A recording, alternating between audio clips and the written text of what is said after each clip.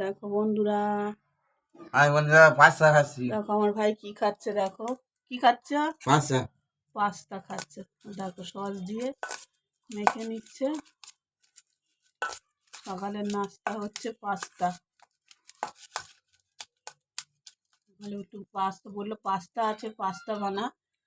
তো একটু পাস্তা বানালাম। তা ওই এখনও খাচ্ছে পাস্তা।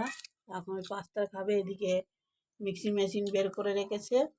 এই যে ডালটা বাটা হবে। আজকের ডালের বড়ি দিয়ে ঝোল করব। আর ওই যে বেগুন আছে একটা, বেগুন ভাজবো নাকি ঢেঁড়স আলু ভাজবো বুঝতে পারছি না। আর ওই যে থালায় দুটো ডিম রেখেছি ভাইয়ের জন্য, ওটা সিদ্ধ করে দেবো। আজকে বেশি কিছু করব না, এই ডালটা বেটে বড়ি করে ঝোল করব।